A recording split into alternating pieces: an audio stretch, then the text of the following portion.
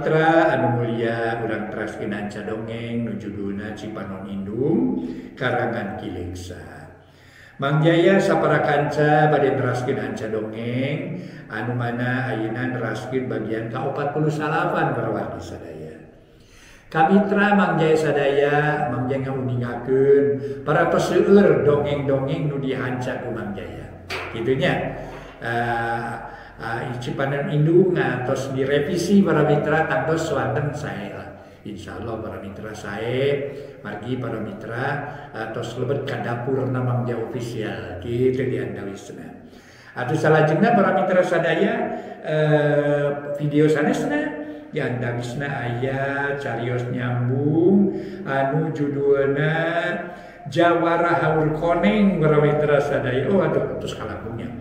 Aya Jakatarung para mitra, aya Jakatarung anu jumlahna 60 episode sareng si Gagak Karancang 22 episode. Jadi dua-duanya oke para mitra carios silatnya. Carios silat. Yang terseer para mitra carios silatnya di Mang Jaya official persaya. Janten Mang Jaya mah ngadongeng teh rupi-rupi para mitra.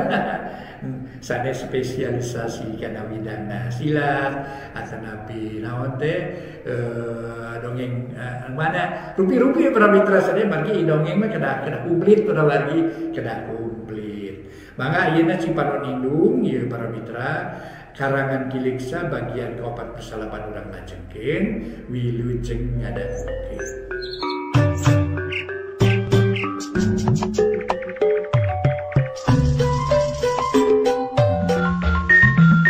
Para mitra kaum dangu kumaha daramang sadayana, alhamdulillah Mang Jaya aya hibar pangdua ti para wargi tiasa mancen tugas neraskeun hanca dongeng nu katunda. Carios nyambung judulna nyaeta Cipanon Indung. Ayeuna nincak bagian ke-48. Mangga para mitra wilujeng ngabandungan ieu dongeng. Mugi-mugi acara ieu tiasa nyugemakeun etang-etang hiburan pangbeberahmana. Dongeng parantos dugi kanalika bisarmi bade wakca balaka kadarta samalih parantos wakca balaka yen boga tujuan rek neangan anakna nu katelah Rojali. Mangga urang sami-sami bandungan etang-etang hiburan wilujeng ngadangukeun. Darta memang ngajenghok reuas ngadenge katerangan bisarmi kitu. Darta tuluy nyarita, "Mak, nah make kagungan emutan kitu. Nah abdi teh kirang nyugemakeun ka manah mak. Hapunten we atuh margi kaayaan abdi teh batan sakieu, liribara totopong heureut. Najan dibeber-beber kalah kasoeh. Tak kitu kaayaan abdi teh mak." Ih, sanes kitu ujang, sanes teu narimakeun kana kanyaah ujang. Mak teh kalintang bingahna. Nampi jasa ujang anu sakitu ageungna. Sigana mah moal aya jalan anu hade, moal aya jalma anu hade jiga ujang. Nu daek nulung ka jalma anu sangsara di jalan ngan sakadar keur namahan paraban. Nuhun ujang, nuhun katampi pisan ku emak. Kana sakabeh kahadean ujang ku emak katarima lahir batin. Tapi ujang, emak teh inget wae ka anak hayang geura tepung jeung anak emak nu ngaran Rojali. Tah ngan sakitu nu jadi sababna mah lain teu betah di dieu atuh sajabati kitu. Da mage moal tuluy ngampleng mun aya kasulitan mah tangtu bakal balik deui ka dieu. Da mah tos teu gaduh baraya ujang. Ceuk bisarmi leuwih jentre nerangkeun pamaksudanana. Darta ngahulang mikir. Oh, bami eta nu janten emutan emak, nah atuh make angkat nyalira. Sawios ku abdi urang pilarian malah mah sajeroning kuli teh. Abdi ge tara cicingeun sok tatanya ka rerencangan susuganan aya budak nu ngaran Rojali. Unggal aya ngaran eta sok didatangan ku abdi, tapi Rojali putra mama can pareng tepang. Daya ge Rojali teu sepuh, malih mah janten haji deui. Atuh aya di Rojali tukang peuyeum di pasar, eta mah da teu sepuh deui. Ari nu anom kene mah teu acan kapenak mak. Sugan we kapayun mah aya milik tiasa patepang sareng urang. Komo kitu hutang emak teh beuki gede we meureunnya. Sabab kabelaan ujang teh geus teu kabilang. Estu matak susah keur mayarna. Tapi emak mah terang-terangan moal bisa males kana kahadean ujang. Iwati bisa ngadua muga-muga ujang sing manggih kabagjaan ditang tayungan ku Allah sarta meunang ganjaran nu satimpal jeung kahadean ujang. Ari ma ayeuna tetep rek miang hayang neangan anakku sorangan. Bisa remi menikeu ke hayang init jeung ngerek ngalalana. Nya ari maksa mamangga wae nanging upami aya kasulitan di perjalanan, aja pitos teu hasil enggal mulih ka dieu. Da moal disaha-saha tangtos ku abdi ditarima kalayan kabungahan. Aja napi upami tiasa mah mulih we unggal dinten enjing-enjing angkat deui sonten mulih. Tah kumaha upami kitu? Darta meresaran sangkan Bisarmi teu pinanggih jeung katunggaraan jiga nu enggeus-enggeus. Maksad mage kitu muga-muga we sing lancar. Pokona mak teh moal mopohokeun ka ujang nepi ka iraha bae ge moal dilalaborakeun. Sabab ka ujang teh geus ka asa ka anak pituin moal rek poho mak teh. Ceuk Bisarmi nyarita estu terus jeung hate da memang kitu nyatana. Iraha bade angkatna atuh mak. Isukan ujang. Rek nyider daerah kaler sugan aya milik. Nya mah atuh abdi mah ukur tiasa ngajajabkeun kudu we. Margi nganteur mah moal tiasa mugi-mugi sing hasil maksud. Nuhun ujang, nuhun pisan. Kitu we atuh ayeuna mah urang silih duakeun nya supaya salamet sarerea. Sanggeus parat babadamian. Tanggal leos kacai rek mandi ari Bisarmi diuk bari mikiran pilampaheun. Neangan tempat nu sakira pantes dicicingan ku anakna, nu akhirna menang pilihan nu tetep rek init ka wewengkon kebon kalapa. Mun di dinya teu aya rek stasiun kareta api, sabab Bisarmi inget kana omongan anakna yen lamun teu hasil neangan pagawean, rek diajar macakal sorangan ku jalan ngajualan koran atawa nyemir sapatu, ngelap mobil nu keur diparkir atawa naon bae nu kadada kaduga ku tanaga budak. Kocapkeun isukna Bisarmi amitan ka Darta. Kenceling init bari mawa harepan sarta gede hate. Yen baris patepung jeung nu jadi anak dina hiji mangsa Bisarmi teu boleh neneda ka nu maha kawasa sangkan ditepungkeun jeung anakna. Carana mah kumaha bae da Allah mah maha kawasa. Dina mangsa nu sarua di imah sugana kadenge aya nu cekcok parearea catur. Silih tempas kawas-kawas nu keur pasea harita teh sugana jeung Mimin keur nyawalakeun omongan Mimin. Nukung si dicaritakeun ka Mang Ahdi sawatara minggu ka tukang. Ieu Kang abdi teh nyarios kitu sote dumeh nyarios yakin. Yen usaha akang bakal hasil da upami teu gaduh kataksiran ka dinya mah atuh abdi teh moal kumawantu na tukang. Ceuk Mimin kadenge deui nyarita. Ari sugana katara beungeutna geuneuk tananing ambek. Kakara harita ngabudalkeun amarah lantaran asa disapirakeun kudu jadi pamajikan. Min, perkara eta mah kaharti ku akang ge. Sabab sarua pada boga harapan. Sakan akang hasil ngarengsekeun proyek nu gede. Tapi kaalak kaala buahna. Tapi omongan Mimin nu dikedahakeun ka bapa asa kacida teuing teh. Wawanian anting jeung gagawah.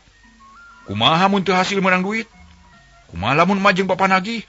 Saha nu wiwirang? Namke jantan emutan teuing atuh Kang upami leres-leres teu hasil mah. Da motak naon tamah da we sawios teu kedah hariwang da bapa ge moal nagih. Nya teu naon mari kitu mah.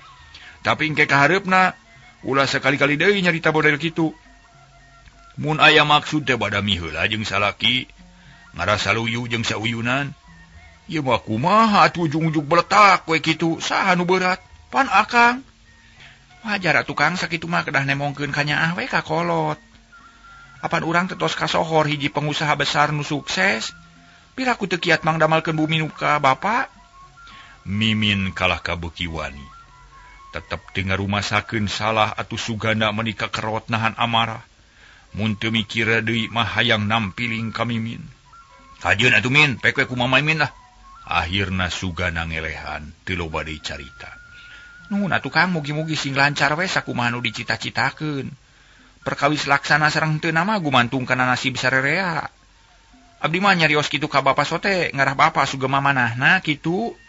Sugana teu nemal deui. Asa taya gunana, asa taya mangfaatna ngabandungan omongan Mimin nu titata di bulat beulit di dinya keneh di dinya keneh. Ari sabab sanyana mah geus lila parebut catur teh nu akhirna sugana lat ka kantor. Waktu nabe aku dipake parea-area omong, jung sugana nangtung kop kana tas kantor, leos kahareup ngabijilkeun sedan tina garasi. Kang, dinten ieu bade aya janji sareng rerencangan bade ka Ujung Berung teh ya. Kumaha pami ditambut mobilna sakedap tiasa tanapi henteu. Ke upami akang muli dijemput ku abdi. Ceuk Mimin bari nuturkeun. Manehna teu asa-asa nginjem mobil nu rek dipake atuh sugana beuki jengkel bae ka Mimin tapi teu kedal pok nanya. Jam sabaraha kitu? Jeung ka saha ka Ujung Berung teh? Kirang langkung jam 10 bade nepangan tilas dunungan anu di Ujung Berung.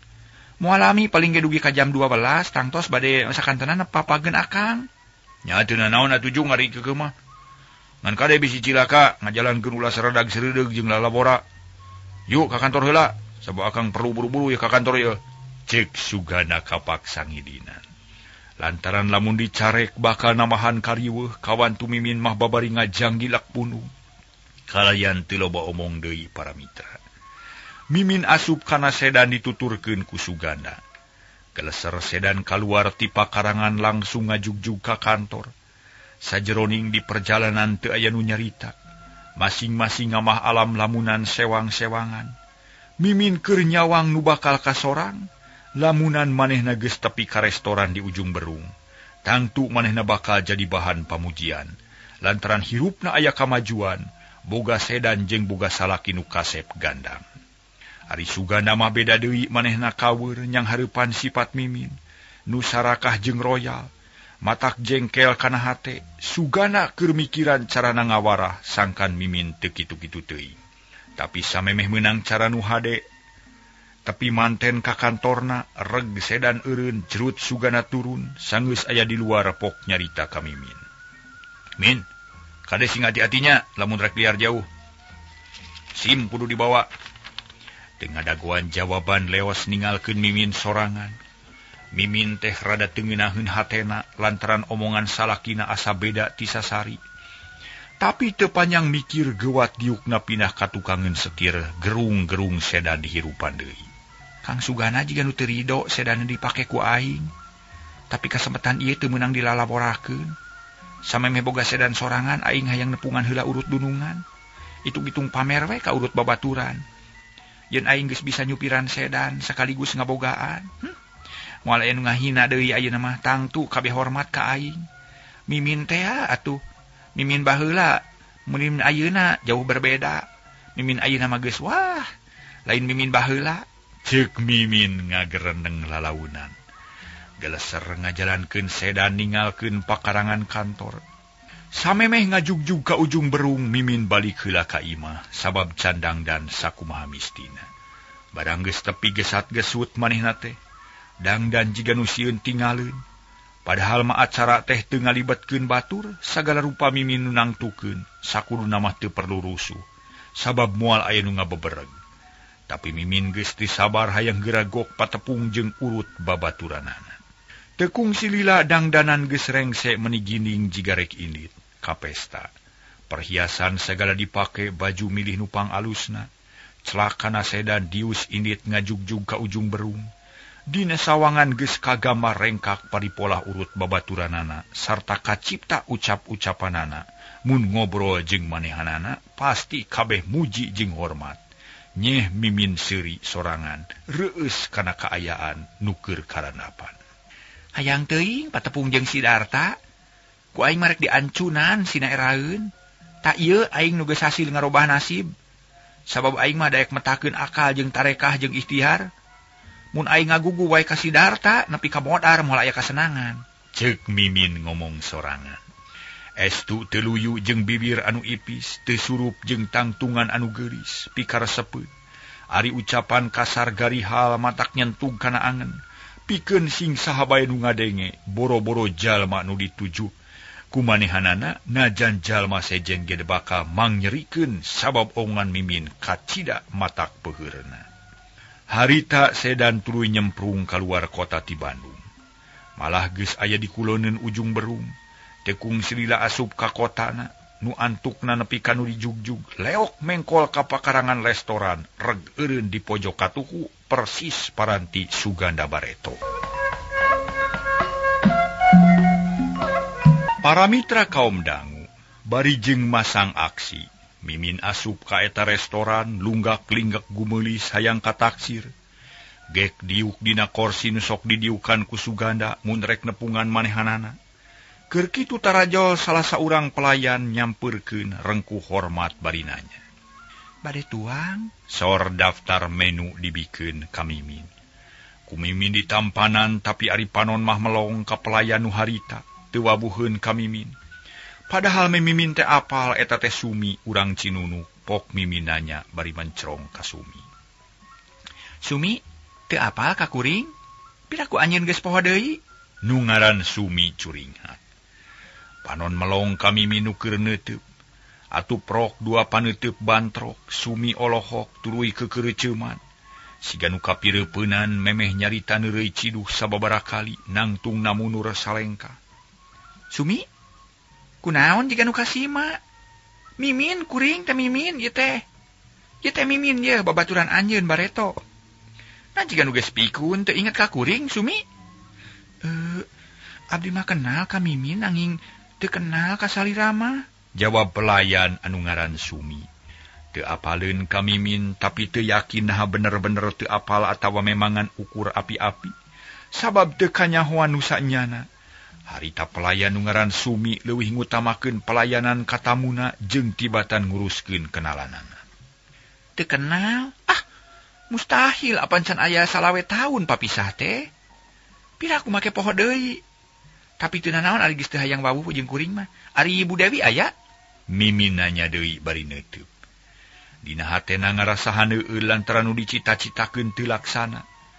Kamanehna taya nu muji kalah kanyebutkeun teu wawuh matak sedih.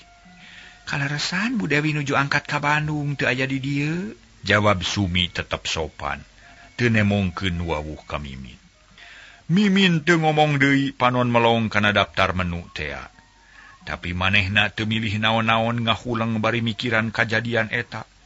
Ku Mimin teu kaharti naon sababna babaturan bisa poho.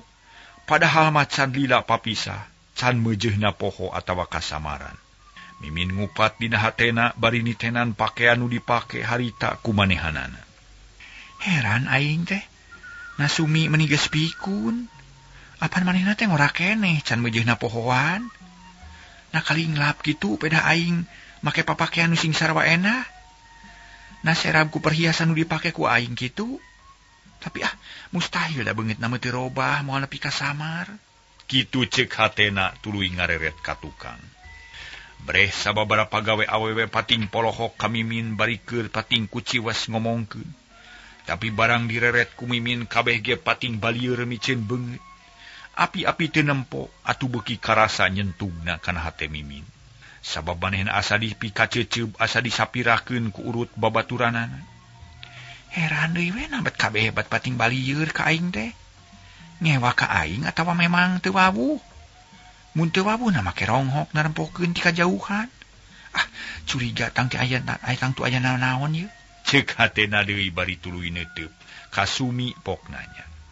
Sumi, ari Darta sok aya ka dieu? Darta mana agan abdi mah teu terang ka anjeunanana. Sumi teu nyahoeun katara tarangna kerung. Darta urut salaki kuring piraku teu apal pan sok ka dieu.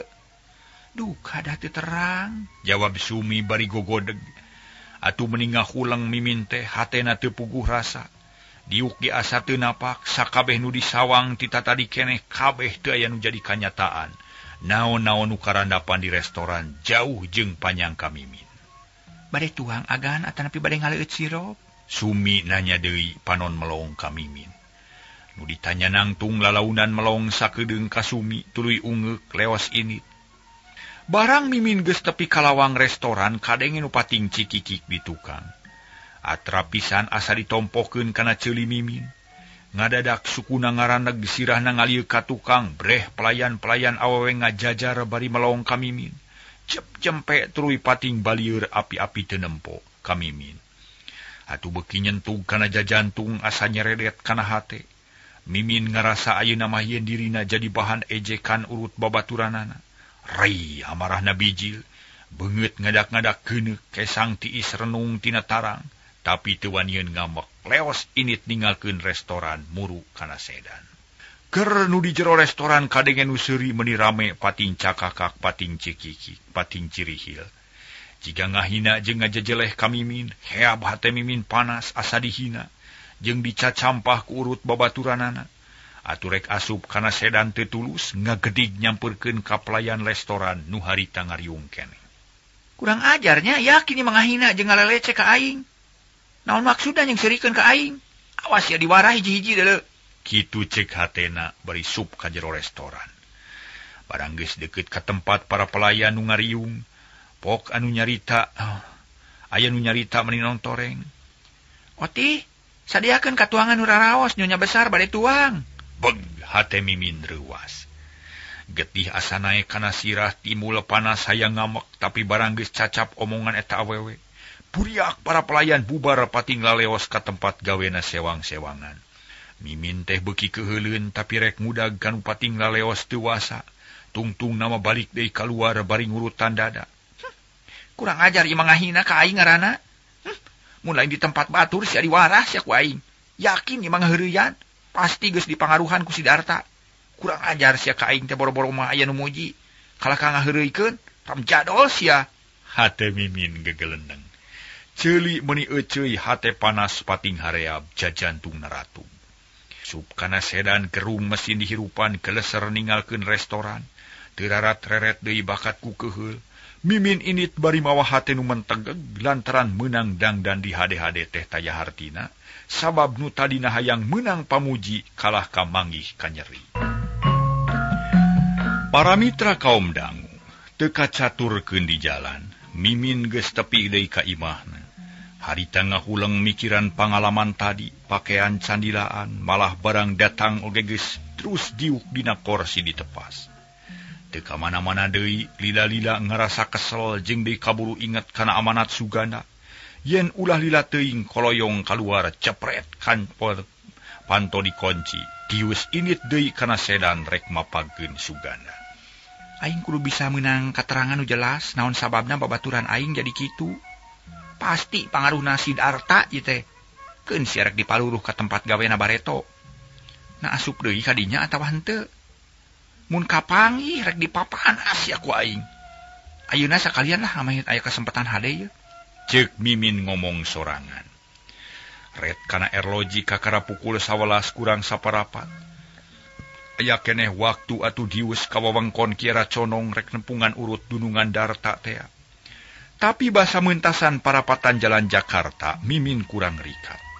Sarta teu nyahoeun yen aya nu meuntas nyaho-nyaho geus aya hareupeunana. Nu meuntas teh teu nyahoeun. Atuh teu bisa dicegah deui para mitra, cedak kateungar reg sedan eureun direm disakalikeun bareng jeung pating jajeritna jalma nu rareuwaseun. Aduh, nya gagabah teuing meuntas teh ha? Mimin kukulutus bari jeung reuwas. Beungeut pias manehna ngahenen di jero sedan. Teu buru-buru kaluar kalah ka kasima sedengkeun jalma nu aya di sisi jalan. Harita teh tuturubun muru kanu cilaka harayang nulungan. Kabeneran aya anggota polisi atuh Mimin teh salamet. Teu jadi sasaran jalma loba sabab aya nu wajib. Tapi najan bari jeung kitu oge keukeuh bae, aya keneh sawatara jalma nu nyarekan lak-lak dasar ka Mimin. Nuding lalawora jeung sireudeg ngomongna kasar pikanyerieun ku Mimin kadenge kalayan jelas. Ari nu cilaka harita teh geus dipindahkeun ka sisi polisi nyampeurkeun ka Mimin. Nu masih keneh ngahuleng da puguh kaweur. Kasesikeun mobilna lalu lintas jeung dimacet. Ceuk polisi. Atuh Mimin teh beuki geumpeur manehna maksakeun ngajalankeun sedan lalaunan ka sisi. Reg eureun rob dironom ku jalma-jalma nu ngarasa panasaran. Gelis-gelis reudeg nya euy nya. Teu neuleuh kanu meuntas nyupiran teh, ceuk hiji lalaki ti gigireun Mimin. Mending ngalenyap Mimin manehna ngareret ari retpok deui aya nu ngomong. Ngalamun meureun ada ari eling mah piraku teu nempo kanu meuntas, apa nu sejen mah teu kitu-kitu teuing. Peg hate Mimin reuwas. Manehna rumasa sabab tadi teh keur ngalamun mikiran lelampahan babaturanana teh. Nu api lain ka manehna atuh sajabati kitu inget ka Darta urut salakina. Nu dianggap geus mangaruhan ka urut babaturanana ku jalan ngagogoreng ka manehanana. Nyonya, Kumargi nu cilaka gawat, wayahna ieu korban jajabkeun ka rumah sakit. Ieu korban perlu pitulung sagancang-gancangna. Yuk jeung saya. Cek polisi bari mukakeun pantos sedan anu tukang. Sup nu cilaka dikajerokeun sina ngagoler dina jok tukang. Dicekelan ku polisi, Mimin ngeleper reuwas jeung baluas. Tapi teu baha kana parentah gerung mesin sedan dihirupan. Memeh maju ngareret heula kanu cilaka teh. Breh hiji awewe geus kolot katara bangun ripuh. Ngalempreh teu empes-empes. Tina puhu ceuli biji legetih kentel, beungeut pias bibir geunteul. Atuh hate Mimin meninggal lenyap jajantungna ratu. Geleser sedan maju lalaunan tuluy asup ka jalan raya, sarta saterusna nyemprung ka rumah sakit Rancabadak. Nu narempokeun pating polohok saterusna bubar bari pating gerendeng nyaritakeun nu bieu kajadian. Panon poe beuki luhur panasna beuki moreret. Jarum jam tuluy muter sakumaha mistina najan lalaunan ge lila-lila mah teu burung jauh ngurilingna. Di jam 11 pindah ka jam 12 terus kana angka hiji nu akhirna anyog ka pukul 2. Harita sugana geus teu geunah cicing. Lantaran geus sababaraha kali nempo ka tempat parkir sedan can aya keneh bae. Malah mananyakeun ka pagawena tapi teu aya nu nyahoeun. Jam kantor geus beak sugana can bisa balik sabab Mimin can aya mapagkeun. Ai ka mana atuh si Mimin teh nya? Piraku ari teu inget onaman mah kana jangjina. Apan jam 12 teh kudu geus di dieu, tapi ayeuna jam 2 can datang. Ka mana nya? Ceuk sugana bari jung nangtung. Leos ka tempat parkir tetep sedana can datang. Sugana lantrak lintrik teu puguh bulak-balik bari jeung teu geunah hate. Keur kitu kadenge telepon ngirining sugana meuni curing hak geuwat asup deui ka kamar kerja gap kana gagang telepon. Oh ya? Iya, saya sendiri. Hah? Ini siapa? Serma Ali? Ada apa, Pak? Sugana reuwas beungeut robah jadi pias hatena lelenyapan. Pok nyarita deui ngajawab anu telepon. Oh iya betul. Ya? Itu istri saya. Hah? Nabrak orang? Panon sugana molotot leungeunna ngeleper. Jajantungna beuki ratug harita teh sugana keur ngadengekeun katerangan ti polisi. Ngeunaan Mimin anu dibawa ka kantor polisi jeung mobilna sedengkeun korban kacilakaan geus dirawat di rumah sakit Rancabadak. Pak, bagaimana keadaan korban nih? Apakah masih bisa ditolong? Ceuk sugana deui tina telepon. Manehna ngarasa hariwang bisi nepi ka maotna. Tina telepon menang jawaban yen nu katabrak ngan ukur teu sadar. Aina keur ditarekahan ku dokter. Ku dokter muga-muga bisa katulungan. Ya syukur Pak, terima kasih Pak. Sugana narik napas panjang. Telepon ditutup harita sugana mikir naha mending ka rumah sakit heula atawa mending nupungan Mimin. Gek diuk dina korsi panon malong kana langit pipikiran kumalayang kanu anggang kacipta dina sawangan Mimin keur dipariksa kunu wajib.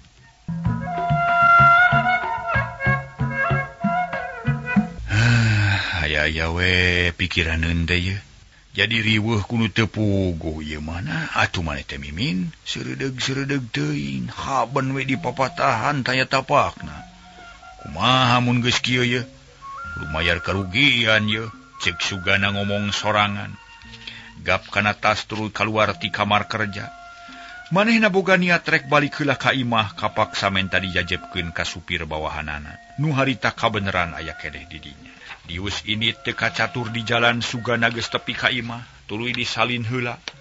Geus kitu ngajak init deui ka supir nu masih keneh aya di dinya. Dius ngajugjug ka kantor polisi rek mapagkeun Mimin nu ditahan. Sanggeus tepi kanu dijugjug supir anu ngajajabkeun dititah balik sarta teu poho diberekeun meuli rokok. Dius mobil ninggalkeun sugana ari sugana asup ka kantor polisi. Nanyakeun kanu jaga hayang tepung jeung Serma Ali. Kabeneran keur ngadagoan da memang tadi geus janji. Didinya kasampak diuk Mimin bari ngeluk tungkul hatena reuwas jeung ngarasa paur bisi salakina ngambek. Wilujeng siang Pak, cek sugana bari gek diuk gigireun Mimin nu teu daek cacarita beungeutna pias. Oh haturan Pak Sugana. Mangga sing raos-raos calik. Nuhunlah enggal sumping ke kantor supados masalah ieu enggal rengse, Pak. Tadi teh simkuring nampi laporan ti anggota anu nuju ngajaga di parapatan. Yen aya kacilakaan anu ngakakibatkeun hiji istri luka berat. Ta ayeuna bade tumaros ka pasugana. Kumaha ieu teh pangna tiasa kieu. Natos lami tuang rai tiasa nyanak mobil, margi numutkeun katerangan ti polisi nu menakan kalepatan aya di pihak Bu Mimin ieu teh. Ceuk Serma Ali bari nunjuk ka Mimin nu harita beuki pias reuwase. Oh, perkawis eta mah kahartos pisan ku abdi, margi leres pisan pun bojo teh enggal keneh tiasa nyupiranna mah. Janten kirang pangalaman sareng teu acan lancar. Memang ari sim sareng syarat-syarat sanesna mah tos lengkep nanging pangalaman kirang rupina pun bojo teh gugup ieu teh, Pak. Jawab Sugana bari ngareret ka Mimin nu tetep bungkem. Nya nuhun atuh ari kitu mah. Sadayana parantos kahartos nanging ari kacilakaan mah bujeng-bujeng kuno enggal keneh. Sanoa supir kahot ge tiasa wae ngalaman cilaka sapertos kieu. Mung anu penting simkuring bade tumaros ka Bu Mimin. Ari tadi teh nuju ngantuk, nuju nunutan, atanapi nuju mabok, atanapi nuju ngalamun ieu teh. Serma Ali nanya ka Mimin. Nu ditanya cengkat lalaunan bibirna ngageter. Pok nyarita lalaunan seusut kadenge kuno nanya oge. Teu abdi mah teu tunuh, teu mabok sareng teu ngalamun. Tapi naha atuh teu katingali jalmi nu meuntas? Teu margi titinggalian abdi mah kapayun kanu tebih. Oh lepat atuh. Ai supir mah kedah rancingeus, kedah ningali ka sabudeureun mobil. Bujeng-bujeng nu dipayun atanapi digigir sanos dipengker ge kedah dikatingali. Tak ieu buktosna. Janten aya kaca spion teh maksana kedah ningali ka pengker, mau ningali ka pengker. Atuh kagigir, kapali kenca, kapali katu, komo kapayun mah. Janten kacilakaan tak ieu buktosna teh. Nanging sawios datos kajantenan ngan kapayuna sing atos-atos, Bu. Taina simkuring bade tumaros, kumaha tanggal waler Bu Mimin? Serma Ali ngajukeun pananya. Sopan jeung leuleuy pikaresepeun. Atuh Mimin oge teu gugup teuing, hatena teger deui. Pak, perkawis kajantenan tadi mah abdi nu tanggal waler. Perkawis nu cilaka abdi nu bade nanggal biaya pengobatanana. Malih mah abdi tanggal waler dugi kajag-jagna deui, tak kitu, Pak? Nya nuhun atuh ai kitu mah. Margi eta perjogina teh nanging kumaha pamendak pasugana mangga bilih aya nu teu kahartos? Serma Ali ngareret ka Sugana. Nu katarareng hapranyug. Lantaran geus kacipta sabara duit anu kudu dikaluarkeun ku manehna. Pikeun nebus katalobehan Mimin dina ngajalankeun mobilna. Pak, perkawis ieu memang abdi ngiring tanggal waler sawios lah. Nu cilaka tanggalan abdi waragad kanggo lalandongna. Ya nuhun atuh pami kitu mah. Langsung bae hubungan ka pihak rumah sakit kanggo ngarengsekeunana. Bu Mimin tiasa bebas, tiasa mulih ayeuna ngan omat ulah lali ye sing atos-atos kanggo kapayuna. Mung hanya ka ye SIM dicatetnya. Santeuna bae aya pelanggaran. Hatur nuhun, Pak. Abdi nampi kana piwejang Bapa. Saterusna mah Suganda jeung Mimin amitan ka Serma Ali. Sanggeus sagala rupana tarapti beral arinit ningalkeun Serma Ali ngajugjug ka tempat parkir mobil. Serog kana sedan urut nabrak jalma, Sugana melong bari nyipta-nyipta kajadian tadi basa keur nabrak. Kang, mangga urang mulih abdi malieur, Kang. Ceuk Mimin bari asup kana sedan. Dituturkeun ku Suganda nu jamedud keheuleuan keneh. Gerung sedan dihirupan geleser ningalkeun palataran parkir. Ngadius balik ka imahna, sajeroning di perjalanan teu aya nu muka obrolan. Sadatangna ka imah Sugana langsung ngajak cacarita ka Mimin bari diuk dina kursi di tengah imah. Teu malire kana beuteung lapar teu hayang nginum-nginum acan bakat ku jengkel. Min, kumaha ari Mimin lalampahan teh? Narek terus-terusan ngaririweuh ka Akang. Kajadian bieu teh hiji ngerakeun. Kaduana ngarugikeun. Coba aku Mimin pikir, sabarahaeun waragad ngubaran anu katabrak teh. Tang tu moal cukup ku saanu. Sabab ceuk Pak Ali ge cenah parna. Moal cager ku saminggu tah. Ceuk Suganda bari mencerong ka Mimin. Anu ngeluh tungkul kawas nu sieun. Hatena gempeur bisi salakina tuluy amek ka manehanana. Mimin bingung kudu kumaha nyang hareupan kajadian kitu, tapi akhirna mah cengkat lalaunan pok nyarita. Kang, abdi rumaos lepat nanging sing percanten we eta kajantenan teh sanes dihaja. Sarta abdi ge teu ngaharepkeun kajadian kitu, Kang. Nyataang tuh atuh sanu ngaharepkeun cilaka. Jeung deui atuh saha jalma nu ngahajanyeun kacilakaan. Moal aya iwati jalma jahat nu teu tanggung jawab. Tapi min kajadian geus tumiba, urang kudu tanggung jawab. Cing rek kumaha ayeuna? Sugana jiga nu nyedak-nyedak. Panona tetep mencrong ka Mimin nu beuki geumpeur. Mun kedah kumaha tuh abdi teh nyangakeun sadaya-daya kumaha Akang. Kieu Min, Akang moal pipilueun kana urusan ieu. Mimin kudu bisa tanggung jawab ngarengsekeun masalah ieu nepi ka beres roes. Utamana mah perkara nu katabrak. Nu ayeuna aya di rumah sakit. Pek urus ku Mimin, perkara nu katabrak teh sing nepi ka cager deui. Akang moal pipilueun, malah moal nempo-nempo acan. Akang lain tega kanu cilaka. Ngan Akang hayang mere pelajaran ka Mimin, sangkan diajar tanggung jawab kana katolobehan diri pribadi. Kebeg Mimin ngarenjag. Teu sangka salakina bakal nyarita kitu, atuh sajongjongan mangahulang bae Mimin teh. Manehna bingung nyang hareupan putusan salakina sabab manehna ge geus boga ijiran, sabara duit anu kudu dikaluarkeun, sedengkeun manehna mah teu nyekel duit anu sakitu lobana. Sabab gumantung kanu jadi salaki, teu karasa cipanon merebei, hatena sedih, diuk asa teu napak. Nempok kitu sugana surti, pok deui nyarita leuleuy tapi daria. Mimin, Akang ngarti kana perasaan Mimin ayeuna. Tapi sing percaya ka Akang, Akang lain teu milu susah. Lain teu nyaah ka Mimin, sarta teu niat ngantep kanu keur harweur pikiran. Maksud Akang mangan sarupa, nyatana hayang ngadidik ka Mimin, sangkan tanggung jawab kana naon-naon nu geus dipilampah. Ku jalan kitu Akang geus gede kayakinan, yen kahareupna Mimin bakal leuwih hati-hati, moal gagabah jeung lalabora. Soal biaya sakali ieu Akang mah nu nanggung. Keun rek dibayar sanajan sakumaha gede oge. Sabab geus moal bisa dipungpang deui, korban tabrakan kudu direngsekeun ku urang.